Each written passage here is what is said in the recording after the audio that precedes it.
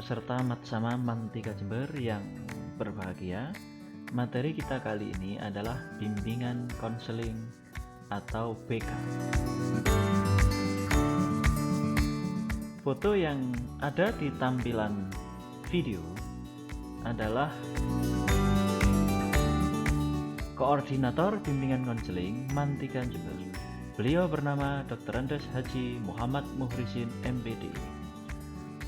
Beliau merupakan koordinator guru BK Mantika Jember dan sekaligus sebagai guru pembimbing kelas 12 IPA 1, IPA 2, IPA 3, IPA 4, dan 12 IAK. Definisi BK: bimbingan diartikan sebagai proses pemberian bantuan kepada siswa dalam rangka menemukan pribadi, mengenal lingkungan, dan perencanaan masa depan. Sedangkan konseling, pemberian bantuan tetapi lebih secara mendalam dan dapat menyangkut jiwa yang dikonseling, lebih bersifat pribadi serta dari hati ke hati. Apa itu bimbingan konseling? Makna bimbingan bisa diketahui melalui akronim kata bimbingan sebagai berikut: B. Bantuan, I. Individu, M. Mandiri, B. Bahan, I. Interaksi, N. Nasihat, G. Gagasan, A. Asuhan, N. Norma. Pengertian bimbingan di atas dapat disimpulkan bahwa bimbingan adalah bantuan yang diberikan oleh pembimbing kepada siswa agar siswa yang dibimbing mencapai kemandirian dengan mempergunakan berbagai bahan melalui interaksi dan pemberian nasihat serta gagasan dalam suasana asuhan dan berdasarkan norma-norma yang berlaku. Sebagaimana makna kata bimbingan, maka konseling juga bisa dimaknai sebagai akronim kata konseling sebagai berikut: K. Kontak, O. Orang, N. Menangani, S. Masalah, E. Expert atau ahli, L. Laras, I. Integrasi, dan N adalah norma, serta G. Berguna. Jadi, konseling dapat diartikan kontak atau hubungan timbal balik antara dua orang, konselor dan klien, untuk menangani masalah klien yang didukung oleh keahlian dan dalam suasana yang laras dan integrasi berdasarkan norma-norma yang berlaku untuk tujuan yang berguna bagi klien.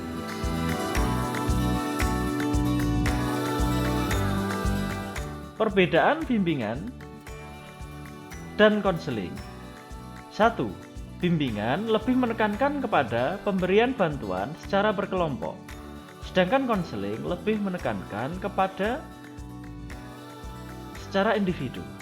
Nomor 2, bimbingan bersifat preventif atau mencegah timbulnya masalah, sedangkan konseling bersifat kuratif atau menyembuhkan.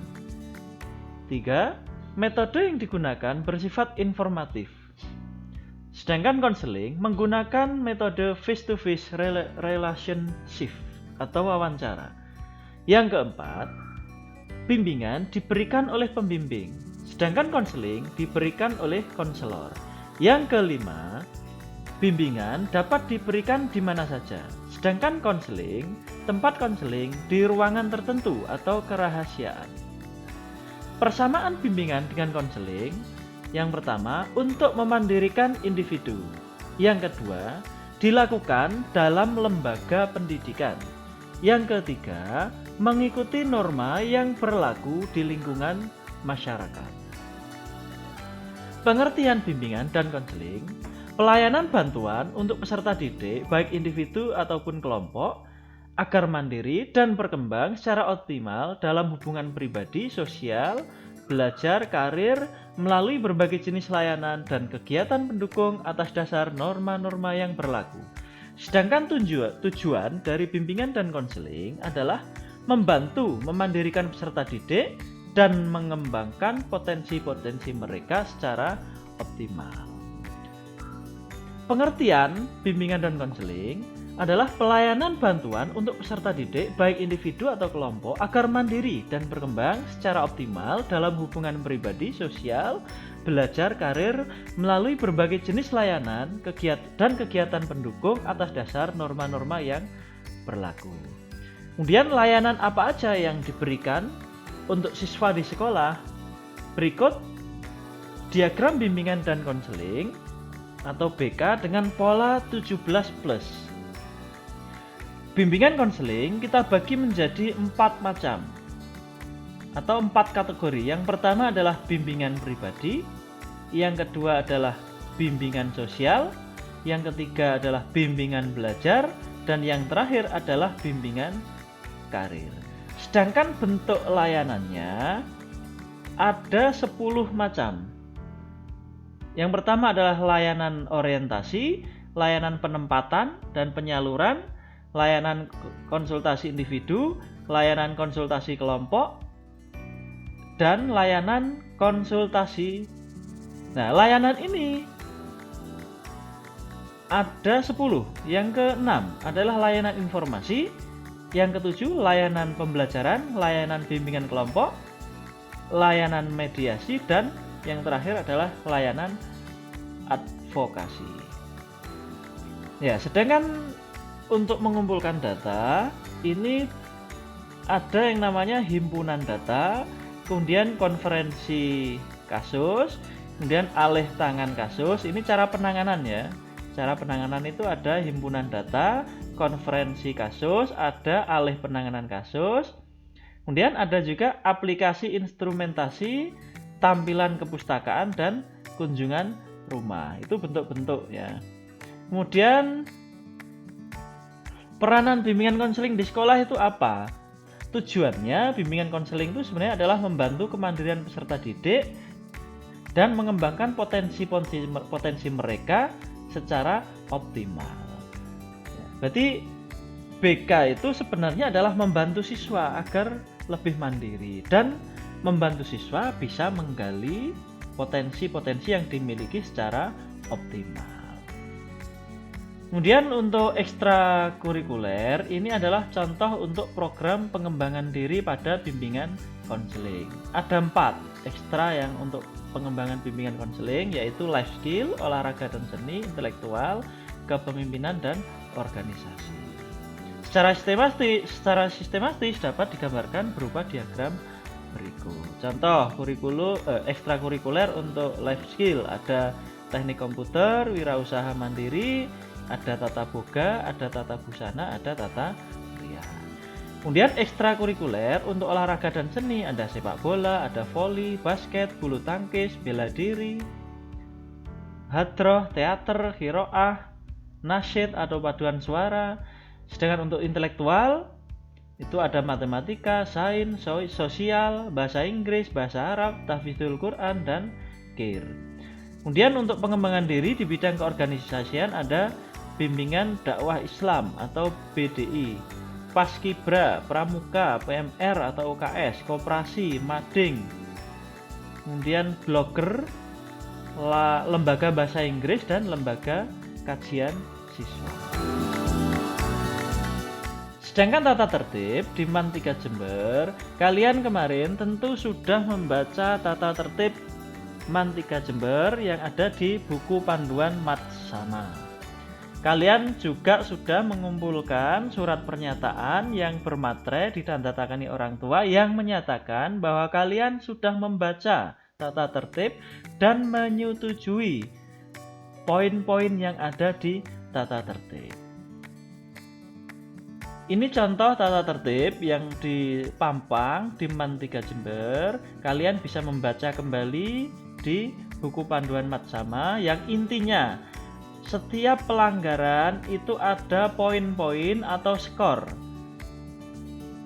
Dari skor ini nanti akan dihitung, diakumulasi, sehingga nanti siswa yang melakukan pelanggaran itu akan diberi penanganan dan diberikan sanksi dan pembinaan mulai yang ringan, sedang, sampai berat.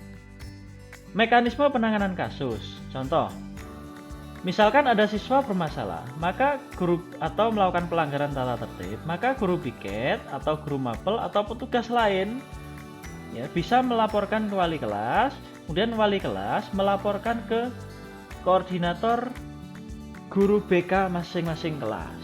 Atau bisa juga peserta didik melaporkan ke wali kelas apabila ada pelanggaran siswa yang lain yang dijamin kerahasiaan dari pelapor. Kemudian guru BK akan menanganinya. Kemudian untuk skor pelanggaran ini ada 3 kategori kalau dijumlahkan. Ada skor kurang dari 30 itu ditegur dan diberi peringatan. Ada skor 31 sampai 60 orang tua dipanggil dan diberi peringatan pertama. Skor 61 sampai 99 orang tua dipanggil dan diberi peringatan kedua. Dan apabila skor sudah mencapai lebih dari 99 maka orang tua dipanggil, kemudian siswa diserahkan kembali kepada orang tua alias dikeluarkan dari MAN 3 Jember. Mekanisme layanan bimbingan di MAN 3 Jember ada 3. Yang pertama, siswa bisa datang sendiri atau atas inisiatif atau kesadaran sendiri untuk menghadap ke guru BK. Yang kedua, siswa dapat datang karena dipanggil. Nah, dipanggil ini jika siswa ada indikasi melakukan pelanggaran yang guru BK atau wali kelas mendapatkan informasi dari berbagai pihak. Maka siswa akan dipanggil ya, kemudian harus datang menghadap ke guru BP untuk diberi pembinaan. 3. Siswa datang karena dikirim oleh guru mata pelajaran atau dikirim oleh orang tua atau pihak lain kepada wali kelas. Kemudian wali kelas meneruskan kepada guru BK. Ini contoh ya, poin pelanggaran yang banyak terjadi di MAN 3 Jember. Ada data ternyata didominasi oleh terlambat ke sekolah. Ini ada 35%. Kemudian yang kedua, meninggalkan pelajaran 24%. Yang ketiga, membolos 15%. Yang keempat, berkelahi 13%, dan yang terakhir membuat masalah itu 10%. Jadi yang paling tinggi adalah pelanggaran terlambat sekolah. Grafiknya, siswa pernah terlambat 51%, sering terlambat 11%, tidak pernah terlambat 38%. Sehingga mulai hari ini stop terlambat. Mari kita disiplinkan untuk selalu tepat waktu. Guru-guru BK di MAN 3 Jember.